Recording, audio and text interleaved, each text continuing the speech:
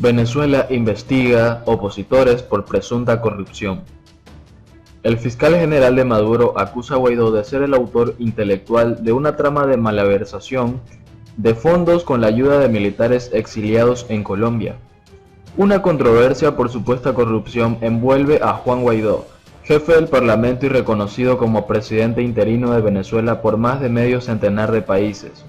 Los emisarios del jefe de la Asamblea Nacional y principal figura opositora para atender a centenares de soldados exiliados en la ciudad de Cúcuta, Colombia, están siendo investigados por supuesta malversación de fondos. La denuncia, divulgada por el portal de noticias Pan Am Post el pasado viernes, empujó a Guaidó a solicitar a la Fiscalía colombiana una investigación para establecer la culpabilidad en el desvío de dinero. Pero, en paralelo, el gobierno de Nicolás Maduro aprovechó para culparle a él del presunto desfalco. El fiscal general de Venezuela, Tarek William Saab, ordenó este martes iniciar una investigación penal contra varios opositores. Este grave hecho evidencia que el diputado Guaidó dispone de fondos de la República, robados de cuentas pertenecientes al Estado venezolano por autoridades extranjeras, y que estos fondos se están administrando sin transparencia alguna, aseguró. Desde que estalló el escándalo, el presidente de la Asamblea Nacional clamó por transparencia para diferenciarse de los gobiernos chavistas, inmersos en diferentes tramas de corrupción. La petición de investigación formulada por el propio Guaidó fue introducida minutos antes del pronunciamiento de Saab por parte de su embajador en Colombia, Humberto Calderón Berti, que consignó un informe con posibles evidencias a fiscales en Bogotá. El diplomático asegura que desde hace 2 meses emprendió una averiguación propia por sospechas de corrupción, con una información recibida desde la Dirección General de Inteligencia de Colombia como punto de partida. En nuestro país se ha acostumbrado, después de 20 años de régimen dictatorial, a hacer caso omiso a los hechos protuberantes de corrupción. Nosotros no podemos permitir eso. Nuestro mensaje al país es que somos distintos. Actuaremos con absoluta transparencia en defensa de los intereses de la población venezolana, dijo a la prensa. Los acusados son Rosana Barrera Castillo y Kevin Rojas Peñalosa, ambos militantes de Voluntad Popular, el partido fundado por Leopoldo López, que supuestamente se enriquecieron después de recibir fondos para atender a los militares y policías fugados de Venezuela por desobedecer órdenes del gobierno de Maduro. Los dos fueron imputados por legitimación de capitales y corrupción a los opositores en Caracas. Ellos son los autores materiales del hecho, pero Guaidó es el autor intelectual, afirmó Saab. El oficialismo ha aprovechado la controversia para atacar a sus adversarios. El lunes, Jorge Rodríguez, ministro venezolano de Comunicación e Información, ratificó la denuncia del presunto desfalco. Voluntad Popular quiere robar solo. Esa es la razón por la que la oposición está dividida. Los militantes de ese grupo terrorista se están quedando con toda la plata de la supuesta ayuda humanitaria, dijo. Su versión es que Guaidó se apropió de hasta $3 millones recaudados en un multitudinario concierto, celebrado el 22 de febrero en Cúcuta, para atender a los venezolanos en condiciones de vulnerabilidad. Pero en un comunicado la Fundación iLive, coordinadora del evento, aclaró que no entregó recursos a ningún gobierno ni partido político y que por contra, el dinero está destinado a organizaciones no gubernamentales. Entre tanto, Guaidó informó de que los sospechosos de corrupción, Barrera y Rojas, fueron separados de sus cargos. Su intención es iniciar una investigación, en paralelo a la justicia colombiana, sobre el caso desde la Asamblea Nacional y con el apoyo de la prestigiosa ONG Transparencia Internacional. Además, el opositor inició gestiones para nombrar un contralor especial para que representante a su ejecutivo interino. Estos propósitos y la creación de una comisión para el monitoreo de la ayuda humanitaria se aprobaron en un acuerdo firmado por el legislativo. Más allá de la contienda política, las condiciones de los venezolanos siguen deteriorándose día a día. 7 centenares de oficiales cruzaron la frontera desde el 23 de febrero, día del intento fallido de ingreso de donativos internacionales al país petrolero, ilusionados con la promesa de mejores condiciones de vida.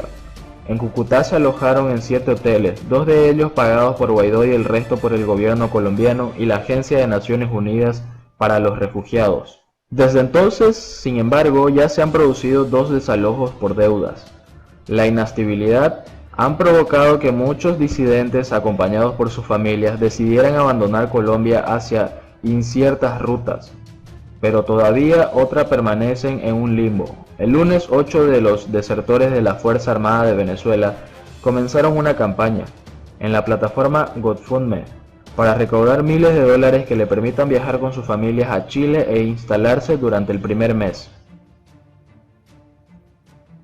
Por otro lado, según Maduro, el plan para asesinarlo costó millones de dólares. Según el mandatario venezolano, este grave suceso fue planificado desde Colombia. Nicolás Maduro, y comandante en jefe de la Fuerza Armada Nacional Bolivariana, Maduro ha declarado este 18 de junio que el intento de submagnicidio perpetrado el pasado 4 de agosto costó a los organizadores varios millones de dólares. El plan para asesinarme, que ejecutaron en agosto, costó varios millones.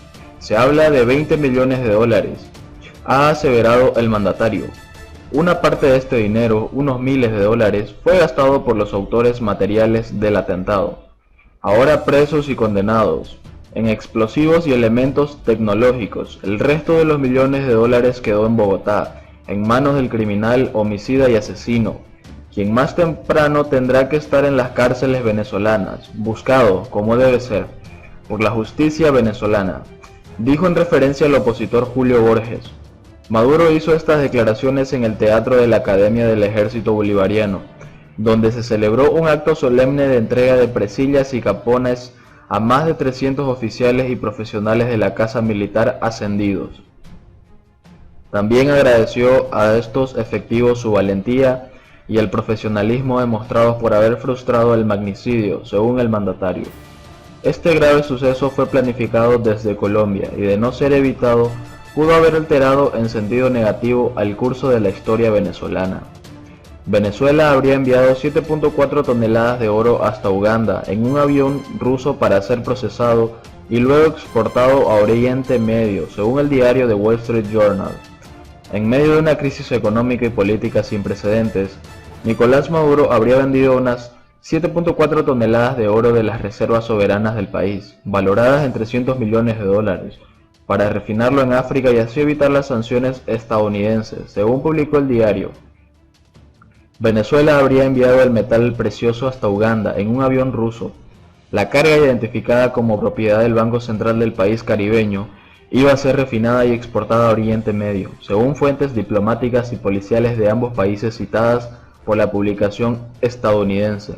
Las fuentes aseguran que la liquidación de las reservas de oro es parte de la estrategia de Maduro para mantenerse en el poder ante la creciente presión internacional y la amenaza interna de Juan Guaidó, reconocido como presidente interino por medio de centenar de naciones, entre ellas Estados Unidos y varios países de Europa.